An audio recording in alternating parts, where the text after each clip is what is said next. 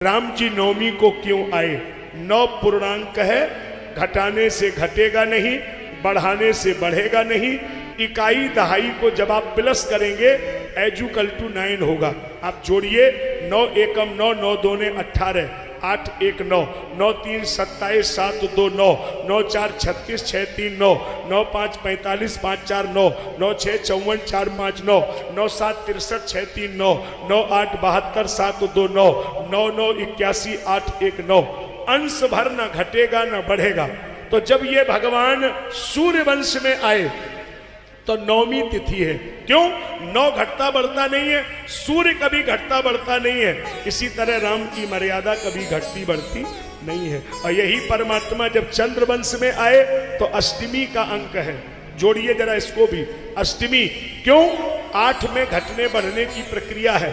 8 एकम 8, 8 दूने 16, 6 1 7 ही रह गया, 8 3 24, 4 2 6 रह गया, 8 4 32, 3 2 5 ही रह गया। तो चंद्रमा 15 दिन घटेगा, 15 दिन बढ़ेगा, तो कन्हैया की लीला घटेगी बढ़ेगी। इसलिए वहां अष्टमी, यहाँ नवमी। एक मर्यादा पुरुषोत्तम की लीला पुरुषोत्तम। एक और बात, पूरी रामचरितमानस का विश्लेषण आप इस पर चिंतन करिए। पूरी रामचरितमानस में 5 सोपान हैं, 5 रामचरितमानस के प्रमुख अंग हैं। जोड़िए आप, कौन कौन?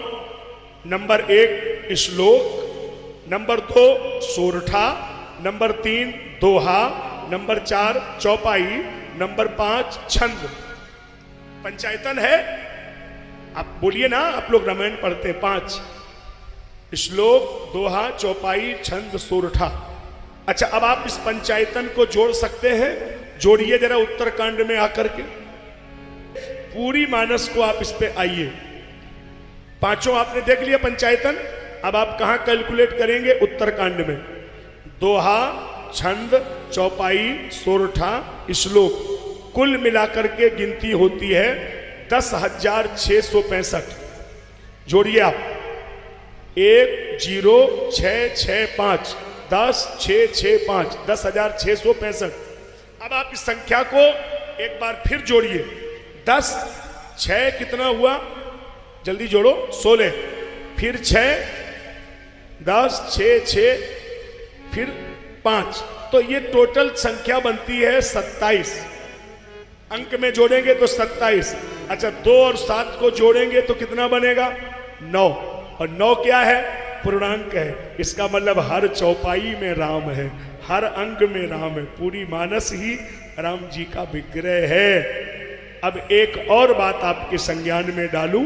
किसी भी व्यक्ति के नाम में इस गणित को आप लगा दें तो ब्रह्म की कुल योग संख्या, आप ध्यान दीजिए, अगर किसी के गणित में लगाएंगे तो उसमें राम ही शेष बचेगा। कैसे बचेगा?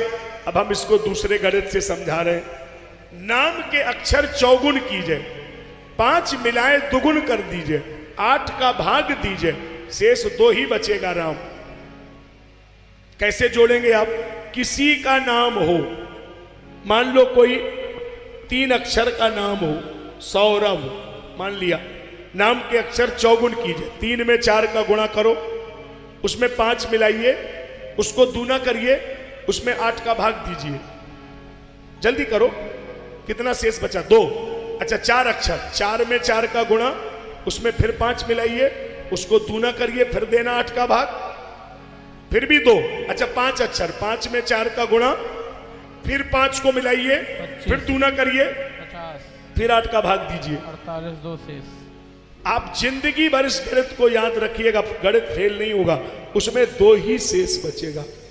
उसने भी राम कहा, जिसमें उसने भी राम कहा, जिसने जय श्री राम कहा, उसने भी राम कहा, जिसने सीता राम कहा, और उसने भी राम कहा, जिसने हराम कहा। कोई बचा है जिसने राम नहीं कहा? और याद कर लीजिए, कोई दुनिया में नहीं है जो राम कहने को हराम समझते हैं।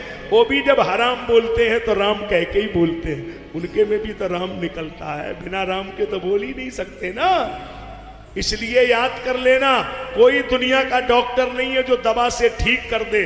डॉक्टर भी दवा देने के बाद यही कहता है कि दवा तो फायदा करेगी लेकिन अब आराम करना। तो बिना राम के तो जीवन की कल्पना ही नहीं है। इसलिए वो राम सारे ब्रह्मांड के पिता हैं, सारे ब्रह्मांड की आत्मा है, और वही राम अवध में आए हैं।